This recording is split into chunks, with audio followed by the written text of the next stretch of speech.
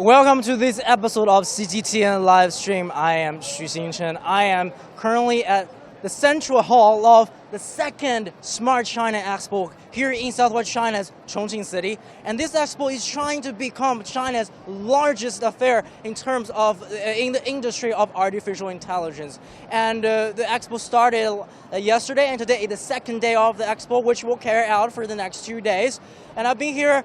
This is my second day here as well, and we see a lot of people coming, pouring in on the second day. And the estimate is that this year, some 700,000 people will come to visit and try to see the latest and greatest technology here exhibited in Chongqing, and that will be a 20% increase. However, this is my first time to be in Chongqing. I need a little bit of help. And this is Michael Larson, a reporter from Chongqing. And you're not from Chongqing, I know, but you've been living here, and this is your second day here in the expo. Second day of the expo, yeah. Yeah, and I believe you also joined the preview sessions before the actual. I was actually not here last year. This is my first year here. It's totally overwhelming. Like, I've never seen so many people in one place before. So what about some highlights during your coverage during the past 2 days? So we spent most of the day yesterday doing interviews with some of the high-level guests. So I've been covering that, taking photos, and then writing the posts to go on the social media, so posting on our website and our Facebook accounts and all those things for the overseas audiences. Great. And right over there, and we can see that are some of the highlights here inside of the Chongqing Pavilion, if I haven't mentioned yet. And we have medical technologies and smart car manufacturing, and over there aerospace. And I believe there is 3D printing some behind that that way. Yeah, I saw a 3D printed car when I was here for the preview a couple of days ago. Something I'd never thought I'd get to see, like a car printed entirely and then put together. That was crazy. So thinking about like China's innovation, because you are from Europe, and I mean, how long have you been living here in Chongqing? I've been living in Chongqing for 6 years, but I came to China 9 years ago. Wow. So how do you feel about the country's capabilities in terms of innovation, especially making people's life somewhat more technological driven? I think China has nailed the whole concept of convenience. Like, technology has allowed the Chinese people to do everything with the touch of a phone these days. Yes. You have access to a lot of information. You can do everything through the internet. It's just so much more evolved than anything we had back in Europe, back in Denmark, where I'm from, for example. In Denmark, you still have to pay with cash. And like, we use credit cards, sure, but mobile payments has just revolutionized living, because now you can pay anyone, anywhere, anytime. And it's just quick, easy. So you mentioned about like doing things from the internet, and we also have this phrase, doing things from the cloud. Yeah. And right there we can see Inspur is a Chinese tech firm and leading in terms of cloud computing. And right over there we have Huawei, and we have other companies really kind of specialize in cloud computing. Yeah. And what's your take on this? Big data, cloud computing, how can these things change people's life or change people doing business here in China? I think cloud computing allows us to just do more with less time, because all the information can be assimilated and put in a single place so everyone can access it at the same time. We still live in an age where big files have to be sort of transferred manually from device to device, but being able to upload them to the cloud where everyone can access it just makes everything faster. But also using cloud computing, you have access to resources that you otherwise wouldn't have at home, because you can use network computers and then use their shared power. I need to interrupt Michael for just a second. Sure. Just right over there, that QR, 那个二维码拍一下，不用拍那么近，拍一下就好。We see QR codes everywhere in China.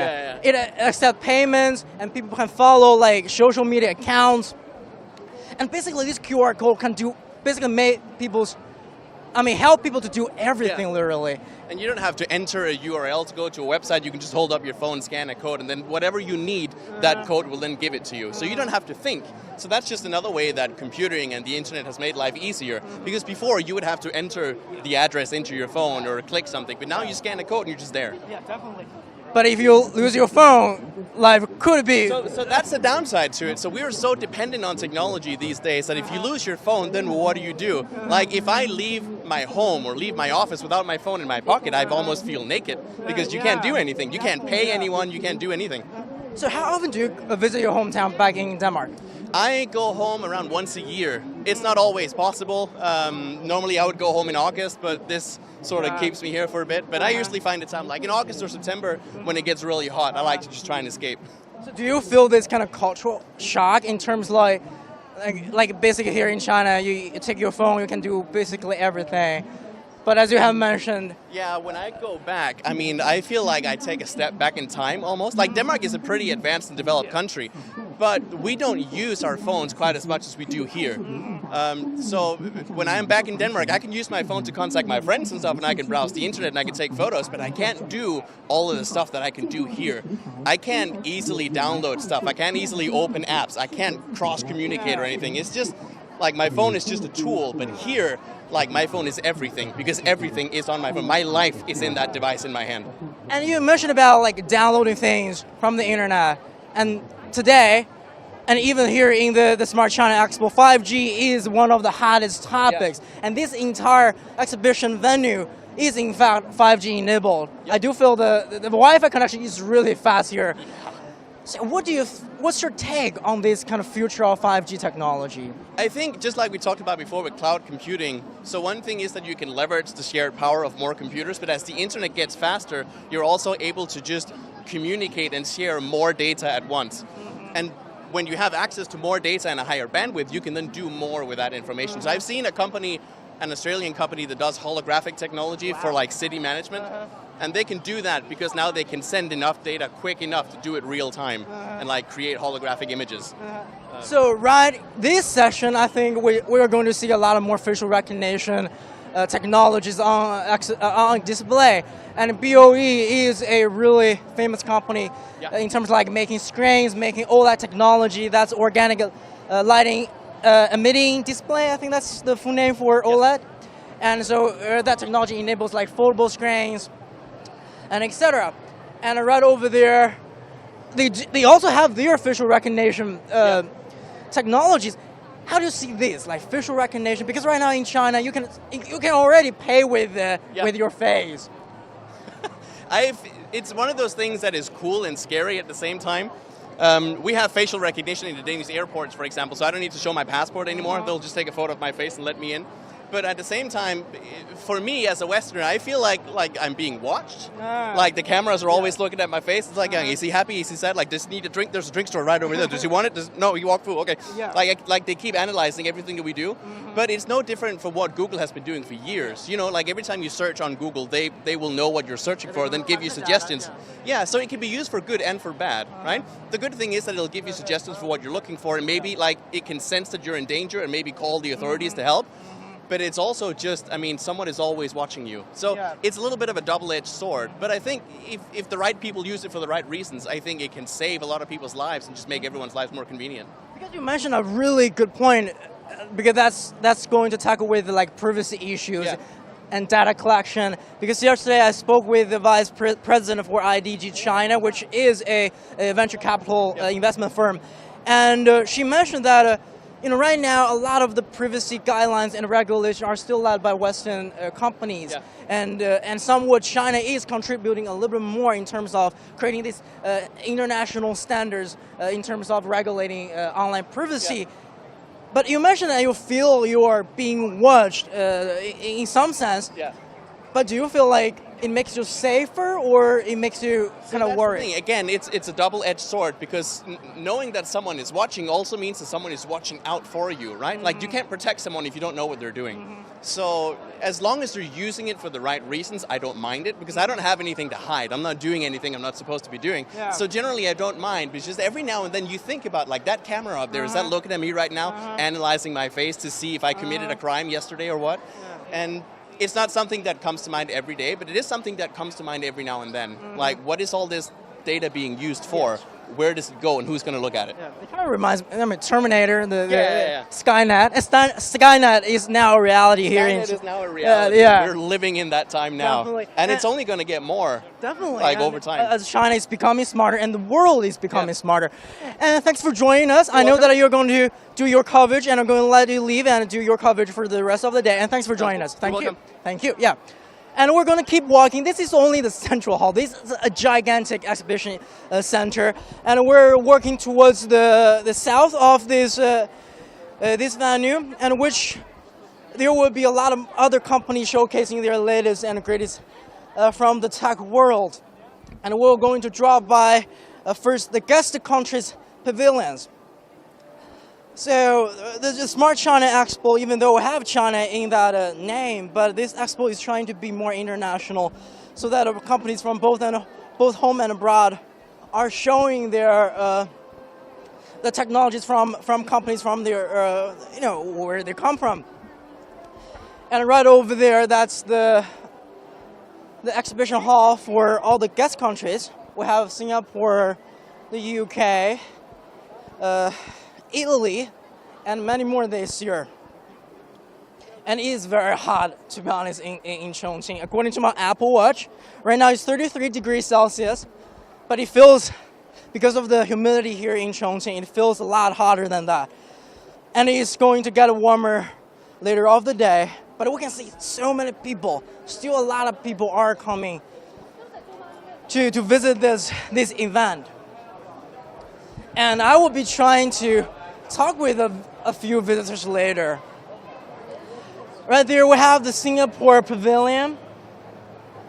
They actually signed a memorandum yesterday with Chongqing in terms of technological, in terms of cooperations, in terms of both countries' technological capabilities.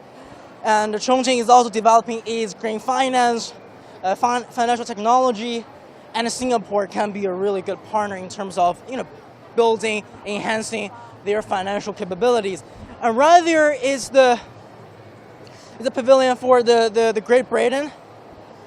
And one thing really caught my eye is right over there, McLaren. They in fact showed a brand new car during this event. But that car is not really that, it's a sports car, it's a fancy car, but that car probably is not as smart as this. And speaking of robots, many years ago, robots are still just in fictional stories. And I mentioned about Terminators. Robots are in movies, but now robots are becoming reality. We've seen robotic arms, service robots are now being used in people's daily life. And this service robot is actually created by a Chinese firm called Ridiculous. Ray with the name R-A-Y, Ridiculous.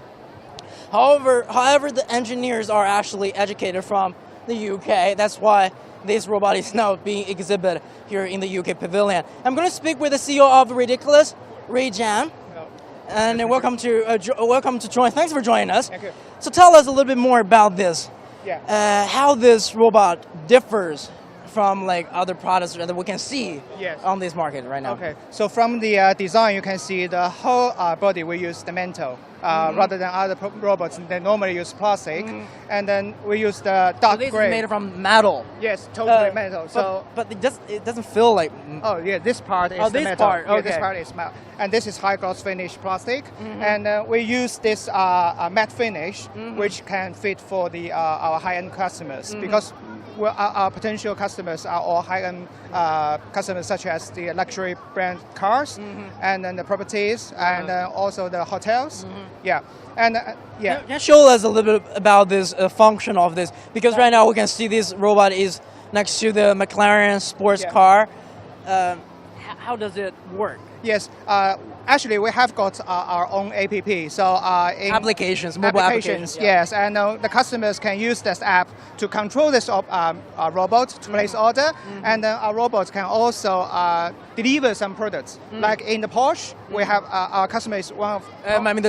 The German sports car maker Porsche. And all of their store have this robots, and the customers in the store can just place order by their mobile phone. But what kind of orders, like drinks or? Drinks and food and snacks, and then the robot will deliver to his position directly. Well, that's a very interesting thing that I want to point out. It's like people ordering drink in like a Porsche, because right now is a really on trend here in China. Like even Mercedes-Benz, they opened this cafe here in China just to tailor towards Chinese customers' demand, that they don't want to just buy a car, buy an expensive car, they also want to have this 360-degree service provided from this luxury brands. Yeah. And we have bottled waters, right? Take a look at this one. And then the robot can take the lift automatically. So in the hotel, the customer just stay in their room and place order by mobile phone. And then the robot will take lifts and then go into their room and call the room number, and then just open the door and then take the food or anything they need. So that's very convenient. But it's hard to make sure this kind of robot function properly. Is it hard to make sure that it functions? Yes, our robot is the first one to use the app to control the robots. For other robots, they normally use the touch screen, so the customer can only use the touch screen to deliver the messages what they want. But this one, we just use the application, so it's very convenient. And we don't change the customers' way to use the normal apps, so they just use the same thing to control the robot. So if I want to use this robot, I still need to have that mobile application, right? Yes, you just scan the customer's QR code, and we did the WeChat application in the WeChat, so very convenient. You don't need to download the applications. So speaking of service robot, because even some hot pot restaurant here in China are using robots to serve people, and it seems like a lot of companies are trying to squeeze into that market. Yeah. So what's the future landscape for robotics? In my opinion, that we just focus on the high-end market because they have the budget and they are willing to try the AI products. And we also do the materials and the designs and the applications more high-end rather than the normal robots. So compared with other, we call the single plastic toy robots. We are the mental and very high-end robots. So you are really trying to get the niche market. Yes, so that's why I think because we studied in UK for over 15 years, and we got the concept from the design, from the engineer, from the industry. So we just want to do some right products, some high-end products in China. Can we check out the app for real quick, the mobile application?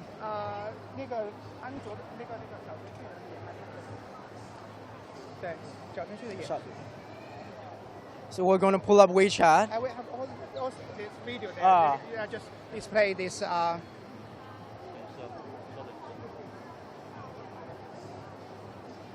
This is app there in Porsche. They are ordering.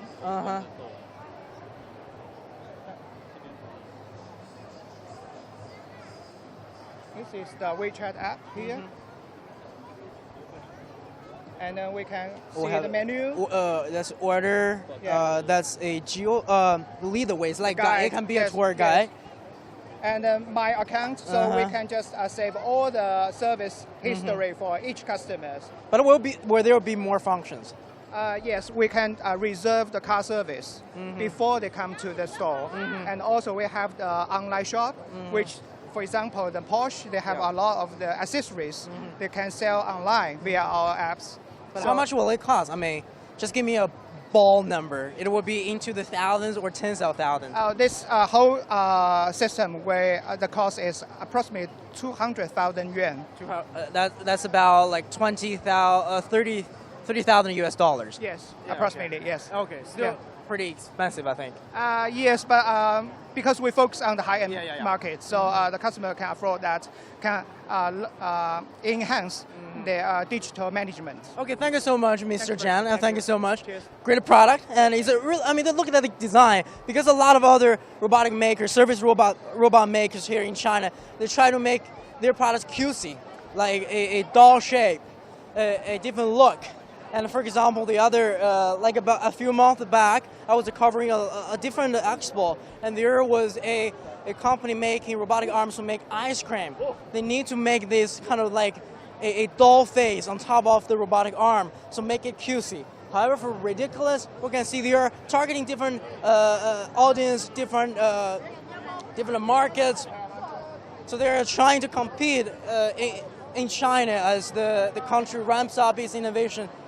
And the market is getting more competitive. And right there is the Italian pavilion, and we have Ferrari right there.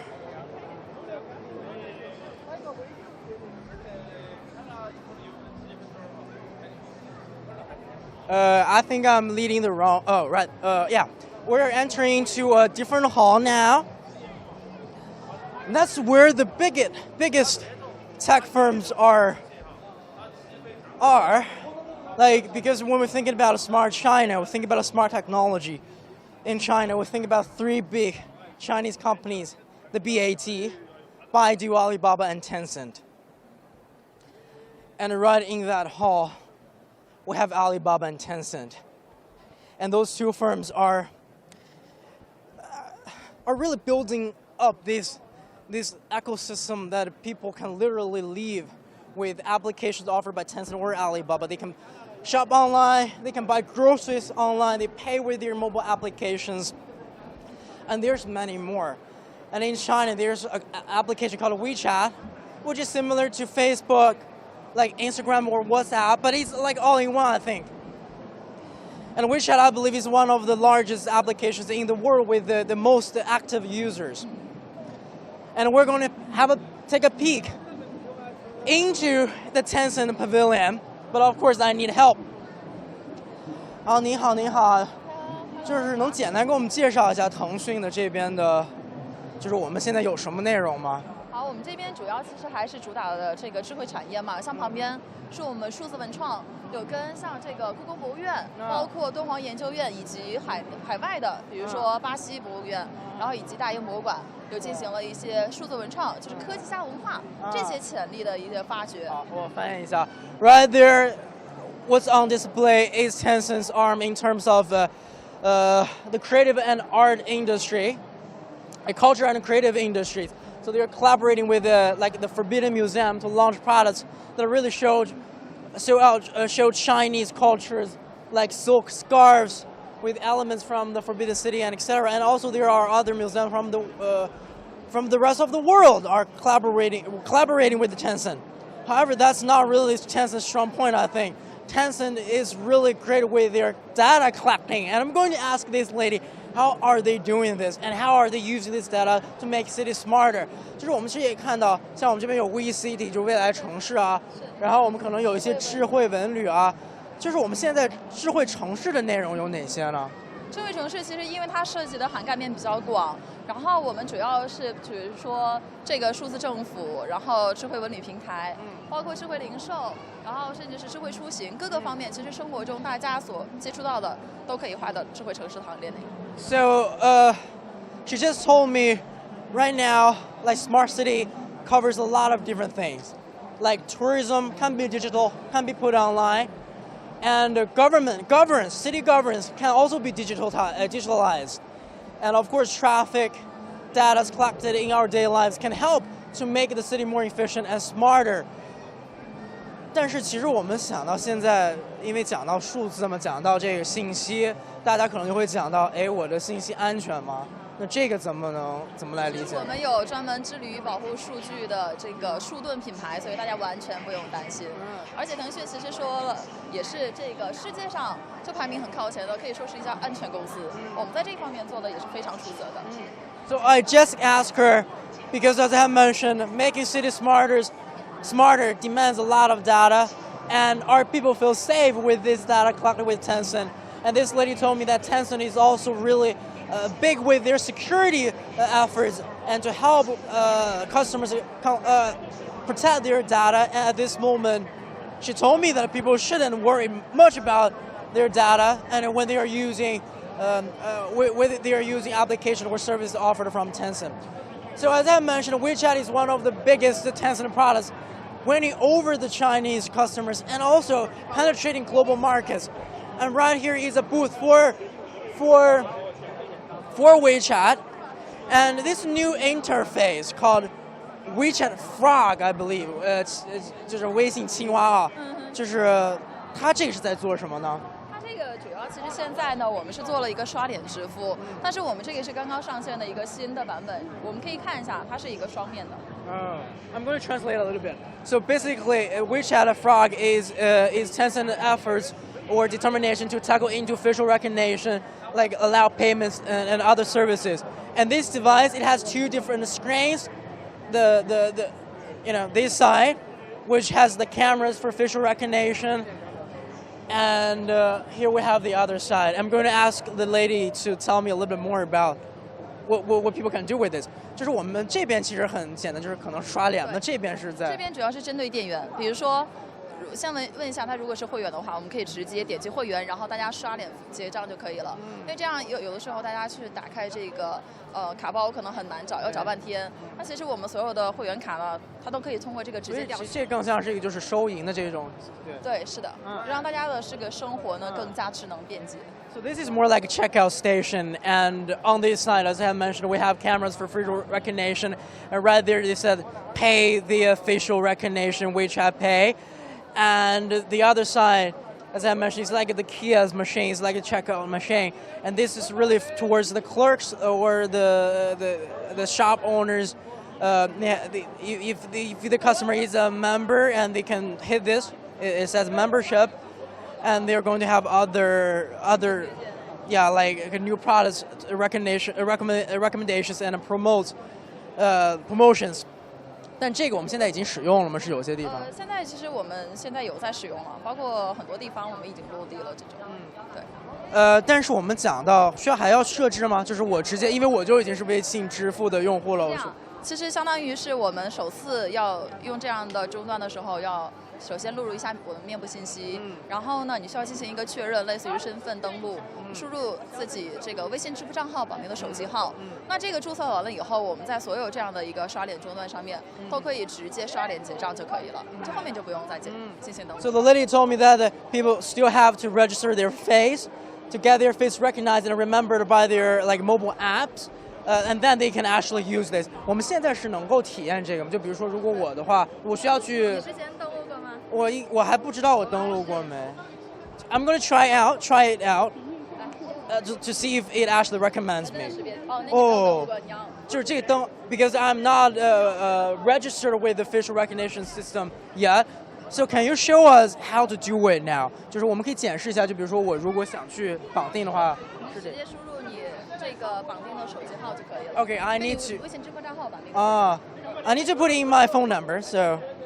你不，这是我的手机号。要接一下。OK。Yep。它会进行一个连接跟绑定，确认开。So that'll。确认一个免付支付，对。这是协议，你要不要看一下？So right here he has the user's contracts to let you know the details of this application. And right here it says like confirm to proceed to apply for this facial recognition system. And I got a bonus and 0. Oh, that's a membership card. Okay. 可以领取会员卡。Oh. 对。OK，确认开卡就可以了。So that. 2分钱。Oh, okay. 后面设置2分钱。然后刚才有个会员卡嘛，对，所以相当于是扣1分。啊。就可以了。你可以再试一下。I'm going to try it again because this time it will just be, the machine knows my face and make the payment.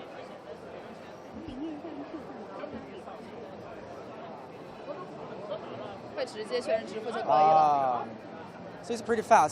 其实蛮快，对吗？对，其实你刚才那个可以不用再支付，多扣2分钱。但是其实我讲就是也是有美颜的，对吗？这个。对。是现在大家这个智慧生活嘛，智慧城市嘛，对，大家这个对颜值的要求也很高。我们很贴心的做了一些从用户出发的一些设计。I just noticed, see right there, and the camera. Oh. 快了。Let's see it again. The camera, in fact, has this kind of beauty cam effects to make the payer, the customer, happier when they see a better self-image. Anyways, so thank you so much. 谢谢你。And we're going to move along. The people are getting more and more here, and it's so crowded right now. Right across Tencent is Tencent competitor, Alibaba.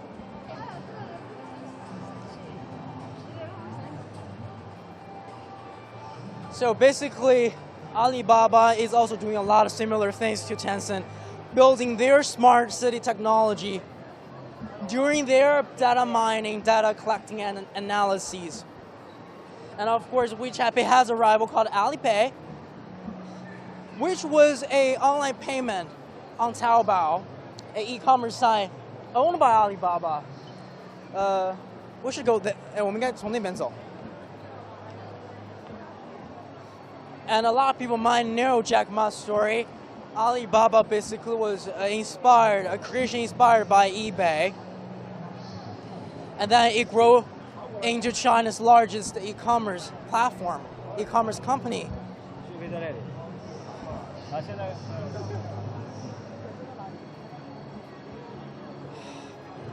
And by the way, if you have any questions, you can ask us online, on Facebook, WeChat, Twitter, or YouTube, wherever that you're watching this live.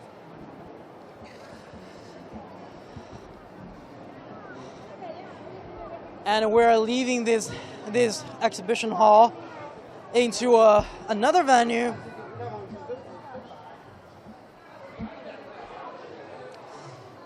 The S4. But before we go to S4, I'm going to try to speak to a few visitors. I'm going to try to who is going to be a good talker on camera. 打扰您一下，我是中国国际电视台，能简单问你几个问题吗？现在在直播，就是您为什么来看我们这个直播会啊 ？Why are you coming here to visit this expo？ 你讲中文、英文都可以，如果你英文可以的话。可以说重庆话。可以的，重庆话有点听不太懂，普通话吧。可能是来感受一下这些高科技的东西。那有发现哪些可能觉得真的很有意思吗？就很多都挺有意思的吧，我觉得都是中国比较先进的技术。那就是您是平时对科技很有这种研究吗？或者还是就是感兴趣啊？也还好吧，还好。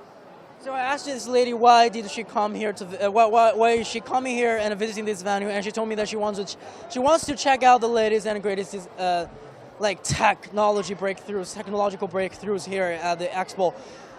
但是我们可以看那边有腾讯嘛，有些支付宝、阿里 Pay 支付宝，然后以及微信支付啊，就其实感觉到把我们生活变得更智能化吗？对，有。但是会担心吗？会担心，因为花呗永远还不完呢。Okay, thank you so much. 谢谢你. So I just asked the lady because right now, like technologies or mobile application here in China, like Alipay and WeChat Pay are making people's life easier, and ask her if she has any concerns or worries, and she told me that because Alipay has a service called Huabei. It's like the credit service offered by Alipay. It has a certain allowances or credits offered to customers. So it works like a credit card, but people use the mobile app to pay things in advance before they actually pay back to Alipay. And that lady told me that she can never. It's hard for her to pay off her bills on Alipay's Huabei service, which is Alipay's credit service. And right inside of this hall, there's not a lot to see actually inside of this hall, but this hall is very important, especially here in China. As we have mentioned about Alipay and WeChat Pay, China is really trying to frog leap in terms of internet technology and financial technology. And right here we have banks like China Merchant Bank, China Development Bank, and Ping An Insurance, and they're also now offering a lot of other bank-related services. So they're developing fintechs, financial technology, to allow people to pay, to make mobile payments and order financial products online, and to make smart investments. Because a lot of, like for example, Alipay, they have this Ant financial arm. They have their own financial products, smart investment products, so they can help you to make investments based on your personal, your daily spending habits, and also, of course, data collected from China's economy to help evaluate what is the better choice right now. If you have to invest in gold or the stocks, or you should buy certain different funds to keep the value, to keep the value of your hard earnings. And we're moving towards to another exhibition hall, which is much cooler, in my opinion, because we're going to see cars. In today's world, we think about artificial intelligence, we think about self-driving cars, and we think about connected cars. Cars connected with the internet. Cars can drive itself. And right there is the Chang'an automobile. It's a homegrown brand here in Chongqing of Southwest China. It is one of the largest exhibitors during this year's Smart China Expo. I'm going to try to hop inside one of their smart car, connected car, and to learn a little bit more about what's the latest in terms of China's rising capabilities to make cars smarter.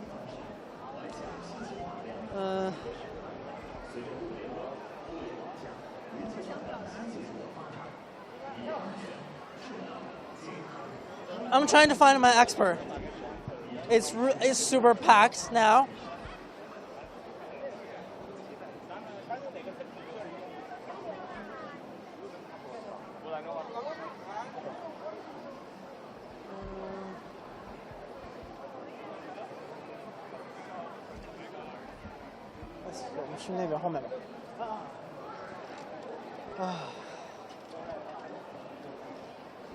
So we're going to try to hop inside the car right over there.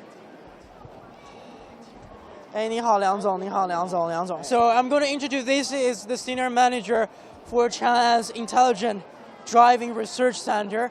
So this is the car that we're going to hop in, right? 这是我们要进去的车，对吗？好，我们先进来看一下，可以吗？好，这个外观是有哪些？这个车子呢是我们最新打造的一款智能汽车。So this is the latest product offered by Chang'an in terms of smart vehicle. 而且我们可以看到这个车子跟我们以往的车子还是有很大的不同。那么它首先呢，我们可以看到这个。除了外观之外，我们看到我们这个车身上它是安装了很多传感器的，总共有20个传感器。So Mr. Liang told me that there are 20 different sensors installed on this car. This is. So we have a camera right here, and of course we have all those radars. Right there. 以及超声波。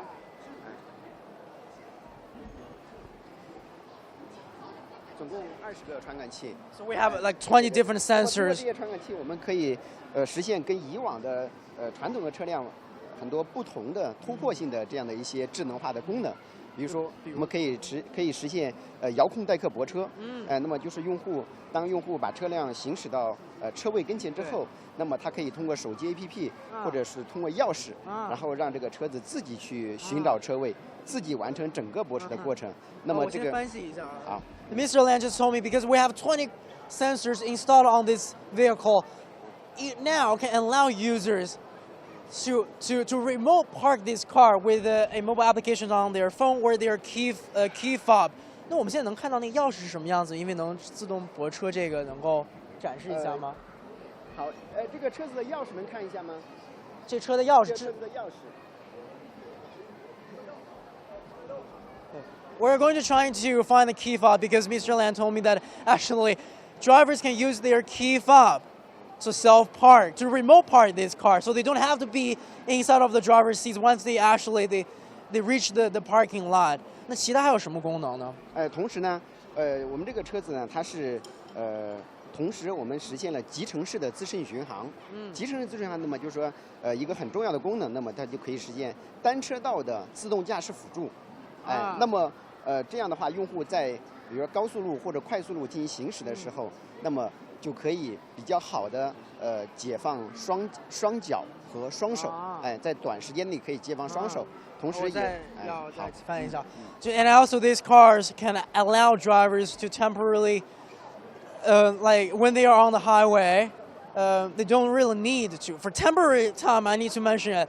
They don't have to put their hands on the steering wheel or put their feet on the gas pedal. It allows partial self-driving 但是只能在高速上，对吗？现在是高速路、快速路，以及这些车道线清晰的地方都是可以的。Right now, only just on the highway, or at least you have the specific lanes for this. 那我们先进车里面，现在看一下，可以。那您到驾驶座，我去副驾驶那边。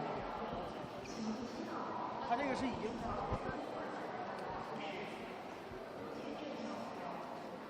我们先。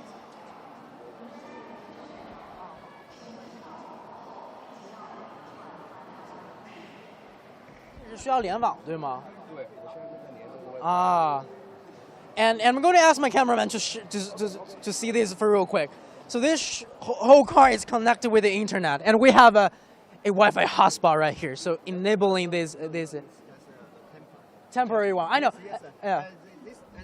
这个车子它是可以自己联网的，自己本身是带了网络的这个车子，对。So this car can access the internet on its own. But anyways, so let's hop in.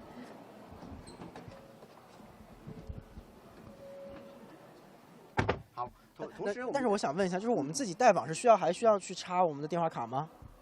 不需要单独去插电话卡，它车辆本身是带了通讯终端的，它自己可以联网的，对的。So basically, this car has its own antenna to link with like 4G、5G 都可以连吗？4G。目前是4G。To link with 4G connection。我们后面也会推出5G。但这个收费怎么收费的话，如果？因为是联网了嘛，这个通讯费用。对，这里面的话有很多费用呢，有一些费用，但这个最终的费用政策我们现在正在制定的，但这里面有很多基础的费用，我们是免费的。但是只是如果现在讲话讲是以终身免费吗？还是目前免费？是很多有些基础的费用是终身，比如说用户如果要做远程的自动控制啊等等，远程的这种，比如说通过远程来启动空调，那么或者通过远程来进行解锁、闭锁啊等等这样的一些流量，那么都是免费的。是的。So as I mentioned, and Mr. Lan told me that this car has its own antenna to link with the telecom communication like 4G at this moment, and a lot of the fundamental basic functions on this car are in fact offered free right now. 那我们能展示一下，就比如说我们这个智能的这个面板能做些什么吗？这个面板呢，其实这个车子实际上我们把它叫我们的新一代的这个智能座舱，那么在这个整个这个智能座舱这个开发过程中，我们和腾讯进行了深度的合作，我们引入了腾讯的生态，那么这个So Mr. Lan told me that they call this a smart cabin, and so this system is a collaboration between China and Tencent, and they kind of implement Tencent ecosystem onto their software. We can see like QQ Music, that's the music division from Tencent, and this map I believe is also offered by Tencent. 那还有哪些功能呢？同时这里面我们这个里面是，比如说我们昨天所发布的这个车载的微信，那么它本身这个也是我们跟腾讯深度合作的内容之一。那么长安汽车那么首先那个在车载平台，完成了这个车载版这个微信的发布和将来的这个量产。So basically, yesterday they launched this new, I would say it's like mobile applications, but on your car for WeChat. So people don't really have to, when they get a WeChat message, where there's a voice call or etc. They don't have to like look at their phones. They can voice control, I believe. 就是我们也是声音控，是语音控制，对我们，而且我们这里面实现了更智能化的语音控制。这个语音控制呢，在之前的这个语音控制阶段，我们进一步的升级，可以支持40多种精细化场景的这样的一些语音控制。这个精细化的场景是怎么能理解？这个比如说以往的语音控制可能它能够主要就是支持导航啊等等，那么这个上面的这个语音控制可以支持那么实现这种天窗的开闭呀，包括车上的一些其他的一些功能的控制，都是可以用它来进行的。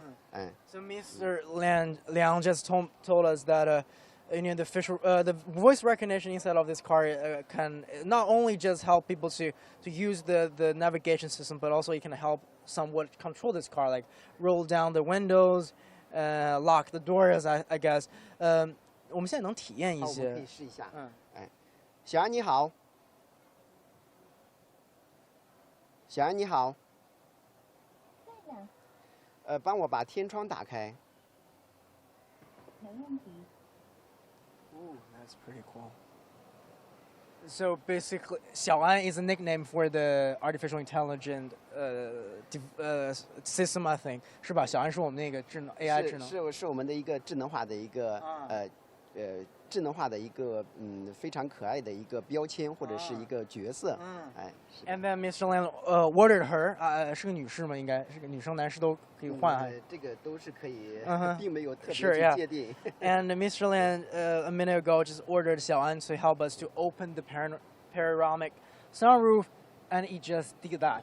但是现在就是像其他方言或者是英语啊什么，它是能够改，就是能听懂。现在目前主要是支持普通话和一些主流的方言，但是这个比如这个主流方言，主流方言比如说四川话呀，包括或者是一些比如说甚至可能河南话等等这样的一些比较典型的这样的一些方言，当然后面也会持续的升级，就是把这些更小的这些方言也能够进行支持。And Mr. Lan just told us that for this car's voice recognition, it can recognize mainly the Mandarin Chinese, but also some original dialects like Sichuan dialect and Henan dialect can also be recognized by Xiaoan. But then, because a few years ago, when I was starting to look into smart cars, and a lot of car makers told me that they are now treating making cars like making a cell phone. And what's your take on this? 就是梁总啊，就是因为讲现在很多其实车企都在觉得，我坐车不单单是坐车了，甚至是可以坐车像一个坐手机一样啊。就是您觉得之后未来的这个就智能车的发展是怎样的？那么其实智能化的车辆的智能化现在正在非常深刻的改变这个车辆的这个形态。那么应该是可能就像昨天我们朱华荣朱总，那么他所讲的，可能车辆正在发生近100年以来可能最大的一次变化。那么围绕着这样的变化呢，其实我们现在长安汽车的也制定了北斗天书的一个智能化的战略。那么核心的内容就是打造4星小安，同时向智能科技公司、智能出行科技公司来进行转型。好，翻译一下啊。就 I asked Mr. Lan like, what's his take on like right now this trend of making smart vehicles, and he told me that right now China is also transitioning their his strategy in terms of making cars smarter, and then they're making this transition from a traditional car makers towards this kind of a service provider for intelligent driving or intelligent systems. 但讲到其实智能化嘛，因为需要和互联网去连接啊，然后有一些可能目前还有一些挑战嘛，或者说困难，就需要去就是大家就是消费者是怎么看这件事呢？其实智能化呢，其实我们现在实现了非常多的这样的一些智能化的功能，包括刚才我们讲围绕着小安，包括比如说我们这个小安它不仅仅可以实现语音的控制，那么我刚才也给您介绍，比如说我们通过小安来实现这个遥控代客泊车，包括单车道的自动驾驶辅助，甚至自动紧急制动啊等等这样的一系列的这个功能。但是这些功能呢，现在一方面这个消费者那么他的认知也需要一定的过程。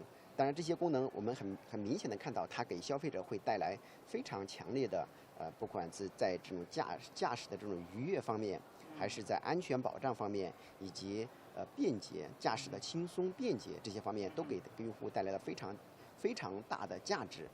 但是呢，这些价值真正在消费者的这个认知这个层面呢，那么它还需要一定的过程，我们还需要逐步的来引导他们。I asked Mr. Lan like, what's his take on in terms of like today's consumers, car shoppers' attitude towards like smart vehicle, and he told me that he's pretty confident that all the smart technologies offered by connected vehicles can make driving safer and life more convenient. However, it probably still takes a while for customers to be educated to really learn the perks and good benefits from these smart devices. 好，谢谢您，梁总，谢谢您。好，谢谢您。好，谢谢您。Thank you so much. And so that's about this vehicle. connected cars. And in addition to smart cars, China's car makers are also making like new green energy vehicles and making cars with better efficiency. And we have mentioned that vehicle allows like a partial self-driving, and actually, right, like let's work towards this direction.